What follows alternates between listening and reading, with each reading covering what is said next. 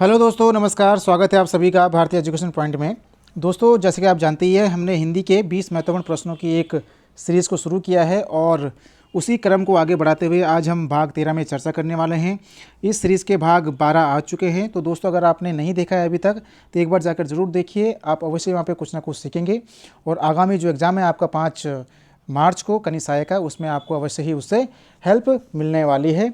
और एक क्वेश्चन में हम कुछ ना कुछ थोड़ा एक्स्ट्रा फैक्ट पे भी चर्चा करते हैं, तो एक बार जाके देखिए। और साथ ही अगर आपको प्रयास अच्छा लगता है तो चैनल को सब्सक्राइब भी करिए, लाइक करिए और अपने दोस्तों से भी आप शेयर कर सकते हैं। दोस्तों, तो ज़्यादा समय नहीं लेंगे, आज की क्लास को शुरू करते हैं। और आज की क्लास का पहला प्रश्न ये रहा, पूछ रहा है दोस्तों यहाँ पे, तीसरा विश्व हिंदी सम्मेलन कहाँ हुआ था? विकल्प भारत, मॉरिशस, लंदन, न्यूयॉर्क। तो दोस्तों, अगर मैं इसके आंसर की बात करूं तो आप इसका आंसर आपने कर लिया होगा। इसका सही आंसर है दोस्तों, तीसरा जो विश्व हिंदी सम्मेलन है ये हुआ है भारत में। आपको ध्यान रखना है कि जो विश्व हिंदी सम्मेलन है ये भारत में 3 हुए हैं। ठीक है, आपको अभी तक 3 भारत में विश्व हिंदी सम्मेलन हुए हैं। सबसे पहला हुआ था 1975, जो कि कहाँ हुआ था? नागपुर में। ठीक है, नागपुर यानी कि जो महाराष्ट्र में है। उसके बाद दूसरा दोस्तों हुआ था कब? 1983 में। ठीक है, 1983 में कहाँ हुआ था? नई दिल्ली में हुआ था। ठीक है, इसके अलावा तीसरा दोस्तों हुआ है कब? 2015 में। ठीक है, 2015 में कहाँ हुआ? तो ये हुआ दोस्तों भोपाल यानी कि मध्य प्रदेश में। तो ये ध्यान रखना, क्योंकि ये भारत में हुए हैं तो तीनों के तीनों इंपॉर्टेंट हैं। तो कौन से क्रम के हो गई? अगर क्रम की बात करें तो ये है दोस्तों, ये पहला हो गया, 1975 में पहला हुआ था। और जो न्यू दिल्ली में यानी कि 1983 में हुआ तो ये तीसरा ही है दोस्तों। और 2015 में जो हुआ दोस्तों, तो ये विश्व हिंदी सम्मेलन का 10वां क्रम था। ठीक है, और अगर हम बात करते हैं तो अभी फरवरी में 12वां हिंदी सम्मेलन हुआ है, 12वां विश्व हिंदी सम्मेलन हो गया है। और ये हुआ है दोस्तों कहाँ? फिजी में हुआ है ये। ठीक है, हमारे देश की तरफ से सुब्रमण्यम जयशंकर साहब वहाँ पे गए थे, जो कि अभी भारत के विदेश मंत्री हैं। ठीक है, बाकी इसकी डिटेल आप और भी नोट करिए कि क्या थीम थी और किस डेट से लेकर कब तक था, तो इसको आप ज़रूर एक बार देख लीजिएगा। और साथ ही मैं अभी संडे को एक करंट अफेयर की क्लास भी ला रहा हूँ, जिसमें हम 50 महत्वपूर्ण प्रश्नों पर चर्चा करेंगे। और मुझे उम्मीद है कि आने वाले एग्ज़ामों में वो कहीं ना कहीं आपको हेल्प ज़रूर मिलेगी। तो रविवार को यानी कि संडे को रात 8 बजे वो करंट अफेयर की क्लास जो है वो अपलोड हो जाएगी। बढ़ेंगे आज के अगले प्रश्न में। और प्रश्न नंबर 2 आपके सामने है। पूछ रहा है, निम्न में से किसका विकास सौर सैनी अपभ्रंश से नहीं हुआ है? ठीक है, यहाँ पे आपने क्वेश्चन को सबसे पहले ध्यान से पढ़ना है कि नहीं हुआ है। और यहाँ पे विकल्प आपके सामने है, गुजराती, कौरवी यानी कि जिसको खड़ी बोली भी कहते हैं, या फिर पश्चिमी राजस्थानी, या फिर डी मैथिली।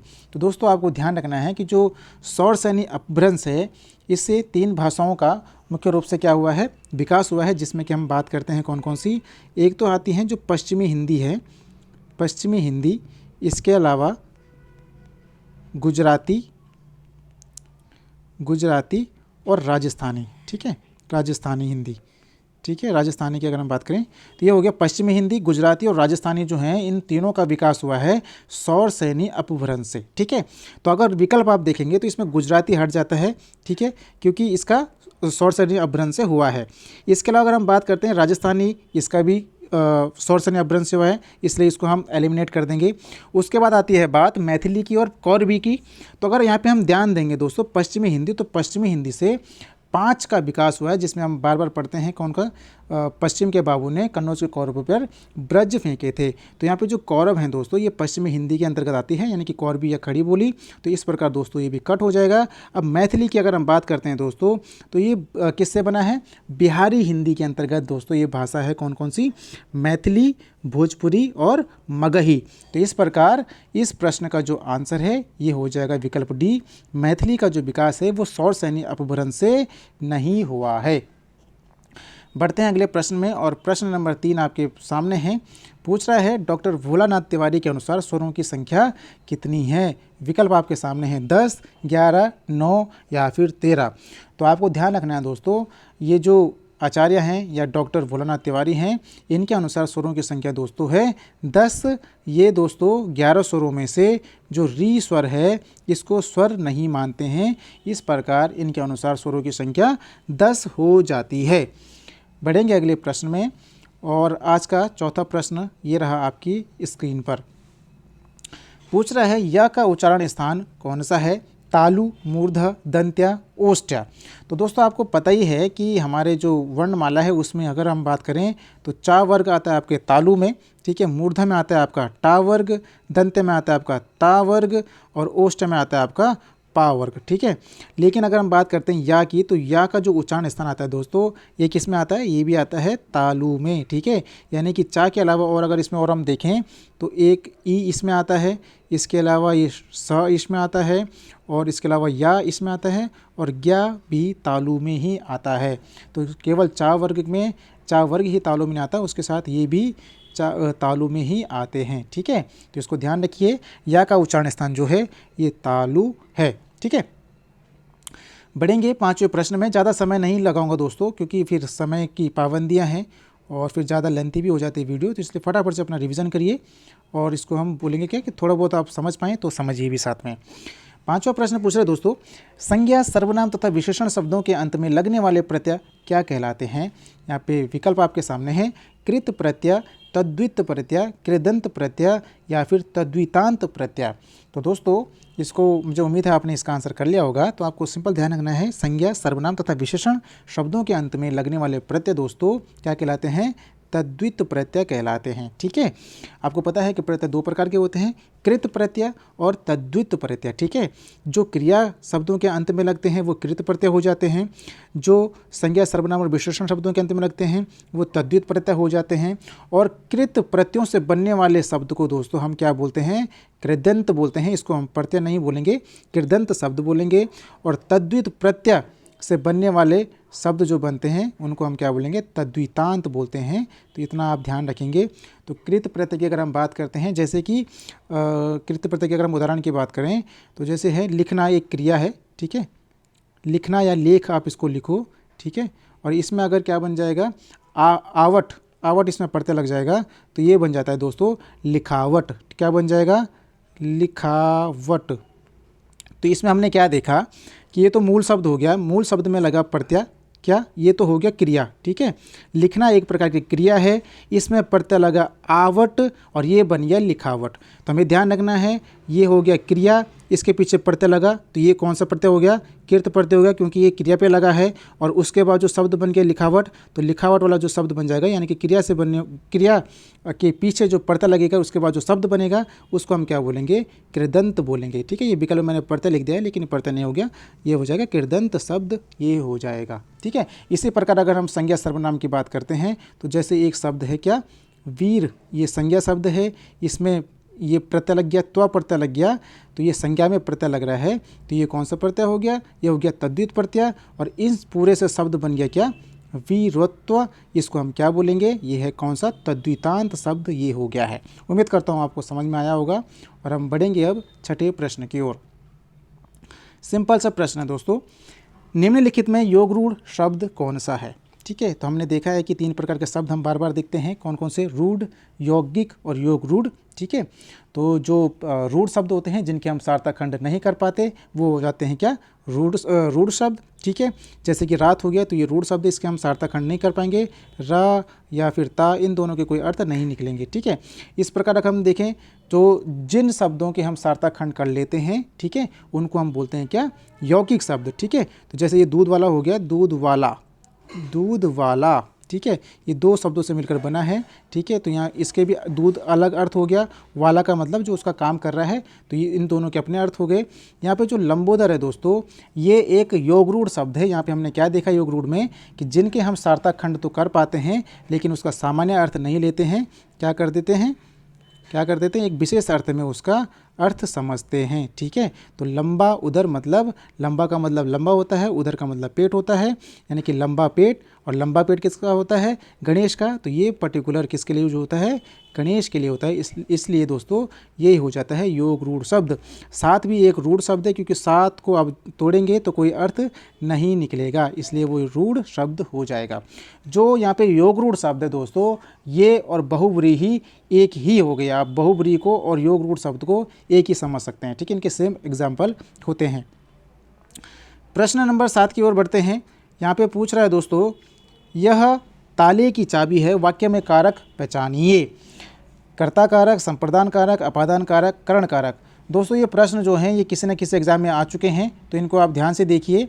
और आगामी एग्ज़ाम में मैक्सिमम जो क्वेश्चन होते हैं कई बार रिपीट होते हैं, तो जो संभावना है कि प्रश्न ऐसे ही बनते हैं। तो इसका अगर मैं आंसर की बात करूं तो यह ताले की चाबी है दोस्तों। तो यहाँ पे जो कारक यहाँ पे है ये हो जाएगा विकल्प बी। इसका अर्थ क्या होगा, ये ताले की, यहाँ पे आपको ताले की अर्थ में नहीं लेना है इसको, ये हो जाएगा जो चाबी है ये ताले के लिए चाबी है, ठीक है, ताले के लिए चाबी है। तो इस प्रकार यहाँ पे क्या हो जाता है दोस्तों, संप्रदान कारक हो जाता है, ठीक है। ताले की चाबी है यानी कि ताले के लिए चाबी है, तो यहाँ पे संप्रदान कारक हो जाएगा। बढ़ेंगे अगले प्रश्न में, प्रश्न नंबर 8। मुझे आपके हस्ताक्षर चाहिए, इस वाक्य में हस्ताक्षर शब्द क्या है।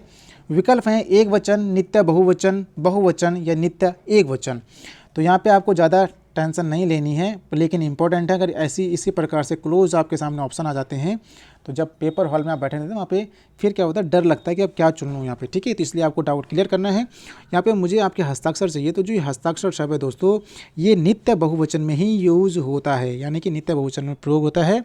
मैंने आपके हस्ताक्षर चाहिए, हस्ताक्षर किए, ठीक है, तो ये बहुवचन यूज होगा। तो इसको आप एक प्रकार से रट लीजिए, क्योंकि हस्ताक्षर शब्द जो है बहुवचन में ही यूज होता है, ठीक है, ये एक वचन में नहीं होता, ठीक है। बढ़ेंगे अगले प्रश्न में, और प्रश्न नंबर 9 आपसे पूछ रहा है, ये अच्छा प्रश्न है यहाँ पे। सुमित आपसे चौगुना काम करता है, वाक्य में विशेषण का भेद बताइए। विकल्प आपके सामने है गणनावाचक, क्रमवाचक, आवर्तीवाचक या फिर डी समुदायवाचक।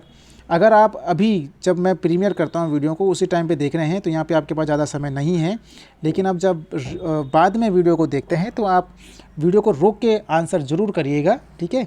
अपना मूल्यांकन करना ज़रूरी है, ठीक है।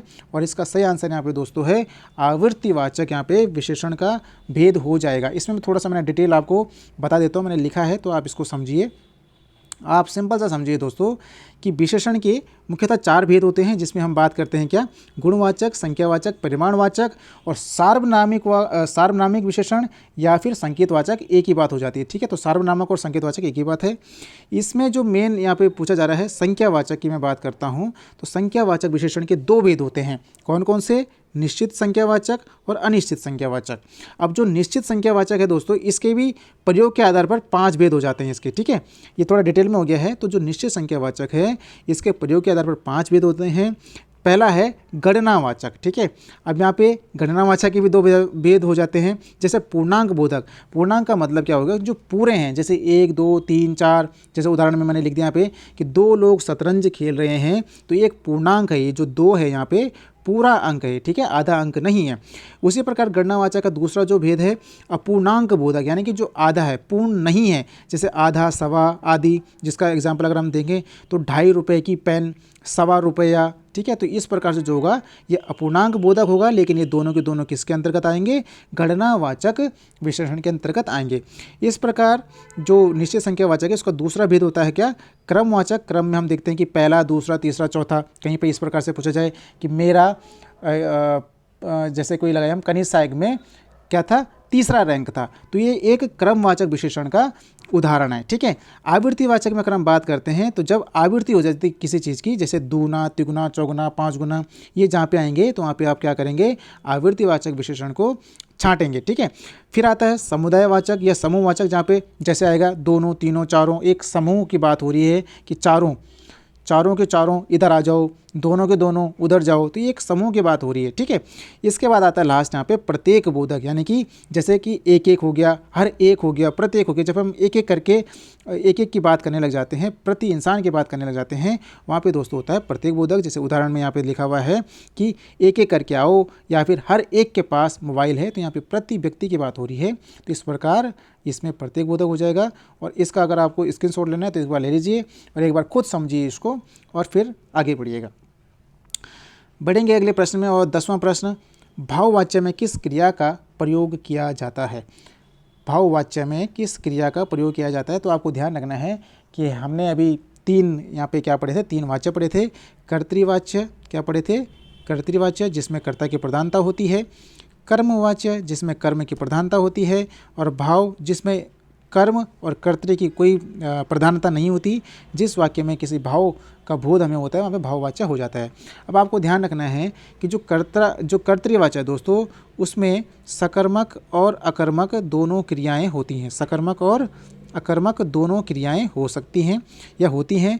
कर्म में अगर हम बात करें तो केवल और केवल सकर्मक क्रिया होती है, यानी कि जिस क्रिया के साथ कर्म होगा वही कर्मवाच्य का उदाहरण हो सकता है। ठीक है। भाववाच्य की अगर हम बात करते हैं दोस्तों, तो भाववाच्य में केवल अकर्मक ही क्रिया होती है। ठीक है। जिसका फल कर्तव्य पड़ेगा तो वही क्रिया होती है भाववाच्य में। बाकी कर्तृवाच्य में सकर्मक भी हो सकती है, अकर्मक भी हो सकती है। कर्मवाच्य में केवल सकर्मक और भाववाच्य में केवल अकर्मक। ठीक है। तो इस प्रकार इसका जो आंसर हो जाएगा यहाँ पे, तो क्या हो जाएगा, विकल्प बी यहाँ पे हो जाएगा, अकर्मक क्रिया। प्रश्न नंबर 11 में बढ़ते हैं और पूछ रहा है यहाँ पे, अवनीश बहुत खाता है, वाक्य में क्रिया विशेषण का भेद बताइए। विकल्प आपके सामने है, कालवाचक, रीतिवाचक, परिमाणवाचक, स्थानवाचक। तो ये क्रिया विशेषण के चारों भेद यहाँ पे मैंने लिख दिए हैं दोस्तों। काल यहाँ पे समय की बात हो रही, रीति यानी कि कैसे क्रिया कैसे हो रही है उसकी बात हो रही है, परिमाण कितनी हो रही है और स्थान कहाँ हो रही है। तो अगर हम यहाँ पे बात करते हैं तो अवनीश बहुत खाता है, खाता की जो कि विशेषता यहाँ पे है बहुत है।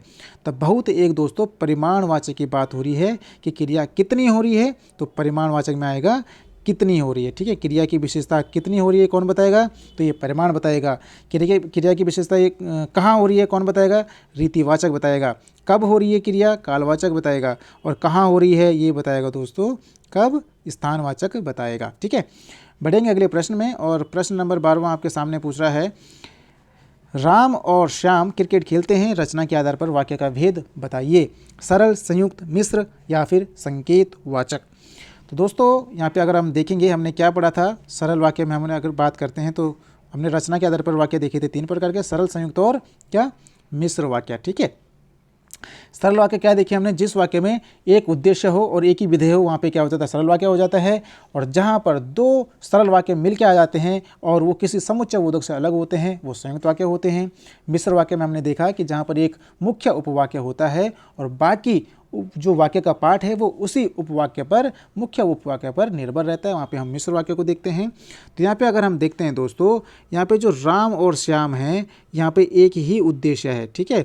उद्देश्य यहाँ पे एक ही है और इनका जो विधेय क्या है दोस्तों, ये भी एक ही है कि ये क्रिकेट ही खेलते हैं। अगर यहाँ पे हो जाता कि राम खेलता है, ठीक है, और श्याम पढ़ता है, ठीक है, श्याम पढ़ता है, तो इस केस में दोस्तों यहाँ पे क्या था, यहाँ पे जो विधेय हैं दोस्तों वो 2 हो जाते और 2 विधेय जैसे ही होंगे दोस्तों वो संयुक्त वाक्य हो जाएगा, फिर वो सरल वाक्य नहीं रहेगा। ठीक है। और यहाँ पे क्या आ जाएगा, एक समुच्चय बोधक भी आ जाएगा और राम खेलता है और श्याम पढ़ता है। तो इस केस में क्या हो जाएगा दोस्तों, यहाँ पे संयुक्त वाक्य हो जाता है। लेकिन यहाँ पे राम और श्याम क्रिकेट खेलते हैं, विधेय यहाँ पे एक ही है दोनों का, तो इस प्रकार यहाँ पे सरल वाक्य हो जाएगा। ठीक है। बढ़ेंगे अगले प्रश्न में और प्रश्न नंबर 13 आपके सामने है, उपत्यका का अर्थ क्या है। विकल्प, प्राणियों के पेट का एक अंग, पर्वत का शिखर, पर्वत के पास की भूमि, सूरज जिस पर्वत के पीछे से निकलता है। तो उम्मीद करता हूँ आपने इसका कर लिया होगा आंसर और इसका सही आंसर यहाँ पे आप सही कर रहे हैं एकदम। विकल्प सी, पर्वत के पास की भूमि को बोलते हैं क्या बोलते हैं, उपत्यका। और पर्वत के ऊपर की भूमि को क्या बोलते हैं हम, अधीत्यका। ठीक है, अधीत्यका। ठीक है। और इसके अलावा इसका आपने कमेंट करना है कि जिस पर्वत के पीछे से सूर्य निकलते हुए दिखता है उसको हम क्या बोलते हैं, तो इसको आप ढूंढ के लाइए और कमेंट करिए। ठीक है। मैं उम्मीद करता हूँ कि आप कमेंट अवश्य करेंगे। ठीक है। प्रश्न नंबर 14 पे हम पहुँच चुके हैं और गूलर का फूल होना मुहावरे का सही अर्थ चुनें। विकल्प, दिखावटी, धमकी, तुच्छ समझना, बिल्कुल बुद्धू, दुर्लभ होना। तो गूलर का फूल अगर हम बात करते हैं दोस्तों, अब मुझे कंफर्म नहीं है कि ये उसी फूल की बात हो रही है। एक पहाड़ों में फूल होता है सफ़ेद कलर का जिसको हम क्या बोलते हैं, गुइराल, हमारे यहाँ तो गुइराल उसको बोलते थे, गुइराल, गढ़वाली भाषा में गुइराल उसको बोला जाता था। ठीक है। तो यही शायद उसी की बात हो रही है, गूलर का फूल, वो भी कभी कभार ही दिखता था। तो यहाँ पे जो गूलर का फूल होने का अर्थ है दोस्तों, ये भी दुर्लभ होना इसका अर्थ हो जाता है और मुझे लगता है ये इसी की बात है क्योंकि ये भी कभी कभार दिखता था। गुइराल इसको बोलते हैं, सफ़ेद कलर का फूल होता है और बिल्कुल जहाँ पे बहुत ही तीव्र पहाड़ होता है वहाँ पर ये पेड़ होता था। ठीक है। तो गूलर का फूल होना मुहावरे का सही अर्थ हो जाएगा दुर्लभ होना, ये इंपॉर्टेंट है, कई बार आता है। इसके अलावा एक अगर आ जाएगा आपके पास, गूलर का कीड़ा होना। तो दोस्तों गूलर का कीड़ा होना अर्थात किसी सीमित दायरे में ही रेंगते रहना, ठीक है। जैसे कोई सीमित दायरा है वहीं के उसी आसपास वहीं घूमते रहना, उसको हम बोलते हैं गूलर का कीड़ा है, ठीक है। बढ़ेंगे अगले प्रश्न में और प्रश्न नंबर 15 आपके सामने है। बहुत ही अच्छा प्रश्न। समाज से तत्पुरुष समाज का उदाहरण छांटिए। देशभक्ति, राजपुत्र, भाग्यहीन, उपयुक्त सभी। तो दोस्तों हमने तत्पुरुष पर पहले भी चर्चा करी है। अगर हम बात करते हैं तो इसका सही आंसर हो जाएगा विकल्प डी, देशभक्ति। इसको हम तोड़ेंगे तो क्या हो जाएगा, देश के लिए भक्ति, ठीक है, देश के लिए भक्ति। और हमने देखा है कि जो तत्पुरुष हैं 6 प्रकार के होते हैं और 6 प्रकार के कौन से हैं, कारक के अनुसार 6 प्रकार के होते हैं, ठीक है। देशभक्ति अगर हम तोड़ेंगे इसको तो क्या हो गया यहाँ पे, देश के लिए भक्ति यानी कि संप्रदान तत्पुरुष यहाँ पे हो गया, ठीक है। राजपुत्र यानी कि राजा का पुत्र, ठीक है, राजा का पुत्र। तो क्या हो गया यहाँ पे, संबंध, संबंध यहाँ पे क्या हो जाएगा, संबंध तत्पुरुष हो जाएगा।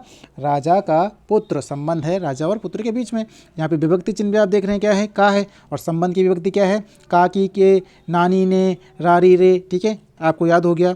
अगर हम बात करते हैं यहाँ पे भाग्य, भाग्य से हीन, ठीक है, भाग्य से हीन। तो दोस्तों ये क्या हो जाएगा यहाँ पे, ये भी क्या हो जाएगा यहाँ पे, क्या हो जाएगा, एक तत्पुरुष का उदाहरण है। और इसका आंसर आपको बताना है कि ये कौन से तत्पुरुष का इस प्रकार से उदाहरण हो जाएगा। थोड़ा सा कमेंट में जोर दीजिए, अब आपके हाथ चलेंगे तो आपका दिमाग भी उसी स्पीड से चलेगा, ठीक है। तो ये भी मैं आप पे छोड़ रहा हूँ। जो लोग वीडियो को डिटेल से देख रहे हैं, ध्यान से देख रहे हैं, तो वो अवश्य ढूंढेंगे और अपना कमेंट अवश्य करेंगे इसमें, ठीक है। इसमें आपने तत्पुरुष का प्रकार बताना है।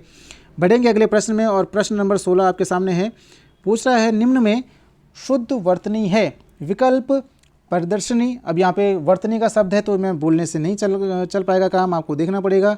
फटाफट से इसको देखिए और बताइए इसमें कौन सा शुद्ध होने वाला है। इस प्रकार मैं तब तक और लिख देता हूँ, सन्यासी ऐसे लिखा जाता है, ठीक है। इसके अलावा हम बार बार और क्या देखते हैं वर्तनी में, यही अभी मुझे यही ध्यान आ रहा है फिलहाल। सन्यासी बहुत सारे हैं तो आप इनको देखिए। जैसे एक आता है प्रज्वलित, ठीक है, प्रज्वलित ऐसे लिखा जाएगा, ठीक है। हमने कल ही देखा, क्या देखा कल यहाँ पे, हिरण्यकशिपु कैसे लिखा जा रहा था, हिरण्यकशिपु,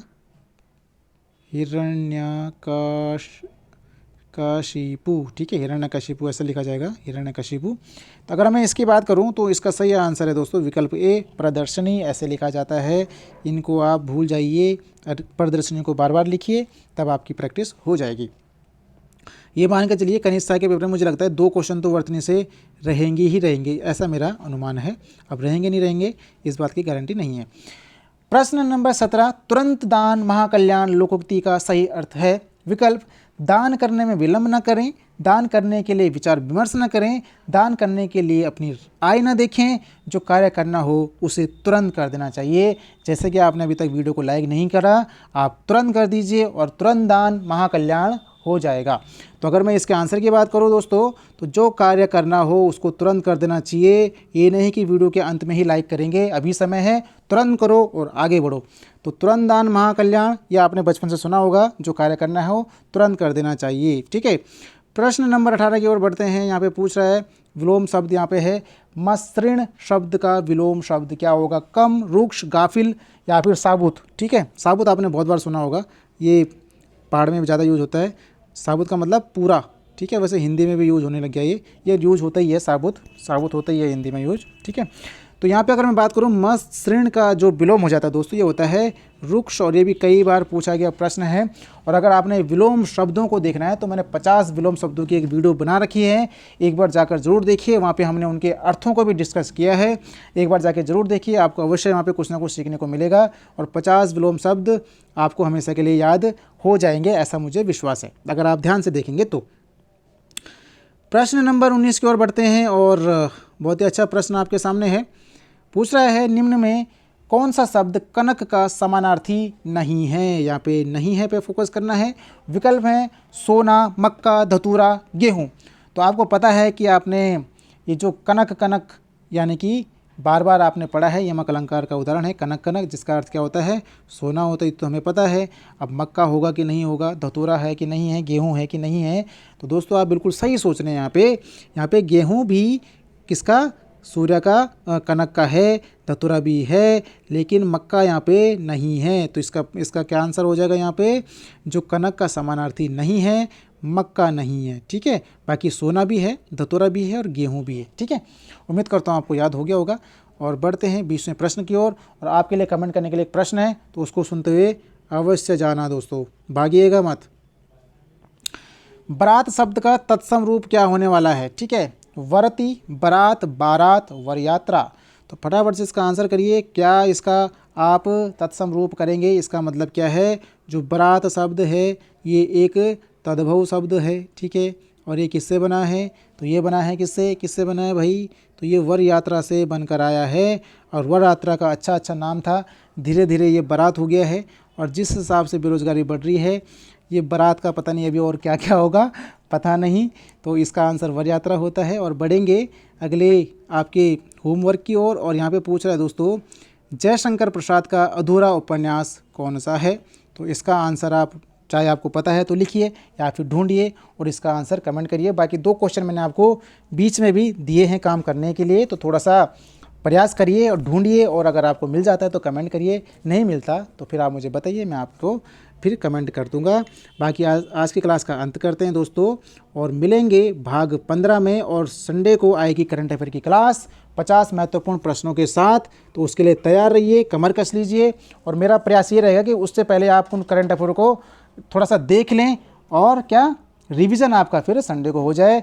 तो मिलेंगे दोस्तों अब अगले पार्ट में, यानी कि भाग 14 में। ठीक है, और तब तक के लिए पढ़ते रहिए, मोटिवेट रहिए, ध्यान रखिए दोस्तों, धन्यवाद।